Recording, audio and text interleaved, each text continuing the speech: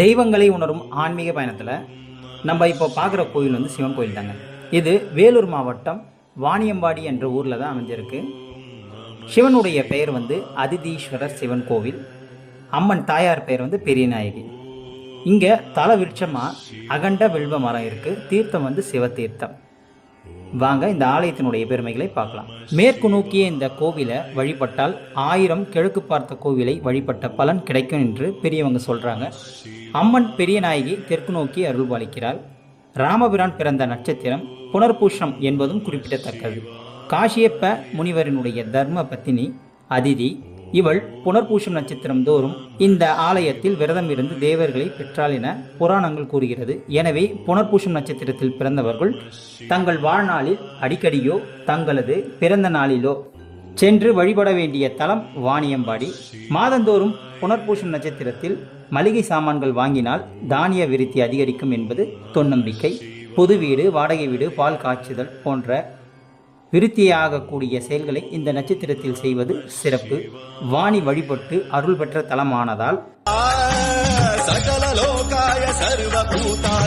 குழந்தைகளை பள்ளியில் சேர்க்கும் முன்பும் பள்ளி மாணவர்கள் தேர்வு எழுதும் முன்பும் இங்கு வந்து வாணியை வழிபாடு செய்தால் அதிக மதிப்பெண் பெறலாம் என்பது நம்பிக்கை. ஆசிரியர்கள் தங்கள் தொழிலை துவங்கும் முன்பும் இங்குள்ள வாணியை வழிபடுவது சிறப்பு. ஓட்டல் தொழில்கள் செய்பவர்கள் அடிக்கடி இங்கு வந்து அதிதீஸ்வரரை வழிபட்டு ஏழைகளுக்கு அன்னதானம் செய்கிறார்கள். இந்த தலத்தினுடைய வரலாறு: பிரம்மா சரஸ்வதியிடம் உலக உயிர்களை படைக்கும் நான் தான் பெரியவன், எனவேதான் பிரம்மா விஷ்ணு சிவன் என எனது பெயரை முதலில் கூறுகிறார்கள் என கூறினார். இதை கேட்டு கலைமகளுக்கு சிரிப்பு வந்தது. கோபமடைந்த பிரம்மதேவன் வாணியை பேசும் சக்தியற்றவளாக மாறும்படி சபித்தார். வருந்திய வாணி பூலோகம் வந்து சிருங்கேரி என்னும் தலத்தில் தவம் இருந்தால். வாணியை பிரிந்த பிரம்மா தேவர்களை திருப்திப்படுத்தி யாகம் செய்து அவர்கள் மூலம் மனைவியை கண்டுபிடிக்க முற்பட்டார். ஆனால் மனைவி இல்லாமல் செய்யும் யாகத்தின் பலனை தங்களால் பெற முடியாது என தேவர்கள் சொல்லிவிட்டனர். எனவே பல திசைகளிலும் தேடி சிருங்கேரியில் அவளை கண்டுபிடித்தார். அவளை சமரசம் செய்து அழைத்து சென்றார். செல்லும் வழியில் பாலாற்றின் வடகரையில் அமைந்துள்ள சிவதலத்தில் தங்கினார். இதனால் மகிழ்ந்த சிவனும் பார்வதியும் வாணிக்கு அருள் செய்து அவளை பாடும்படி கூறினாள். வாணியும் பேசும் சக்தி பெற்று இனிய குரலில் பாடினாள். கலைவாணி பாடிய தலம் என்பதால் இவ்வூர் வாணியம்பாடி என்று பொருள் பெற்றது.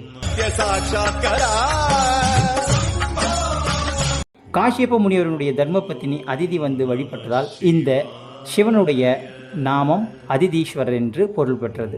பிரார்த்தனைகள்: புனர்பூஷம் நட்சத்திரக்காரர்கள் தங்களுக்கு ஏற்படும் தோஷங்கள் நீங்க இந்த தல இறைவனை வழிபாடு செய்கிறார்கள். கல்வி வேள்விகளில் சிறந்து விளங்கவும் திக்குவாய் ஊமைத்தன்மை நீங்கவும் இங்கு பிரார்த்தனை செய்யப்படுகிறது. நேர்த்திக்கடன்: பால், தேன், நதிநீர், அன்னம் ஆகியவற்றால் சிவனுக்கு அபிஷேகம் செய்யப்படுகிறது. இந்த ஆலயம் காலை 6:30 மணி முதல் 10:30 மணி வரையிலும் மாலை 5 மணி முதல் இரவு 7 மணி வரையிலும் திறந்திருக்கும். இதுதான் இந்த ஆலயத்தினுடைய தல வரலாறும் தல பெருமைகளாகும். இது போன்ற ஆன்மீக பதிவுகளை பெற நமது சேனலை சப்ஸ்கிரைப் செய்யுங்கள். பிடித்திருந்தால் லைக் அண்ட் கமெண்ட் பண்ணுங்கள்.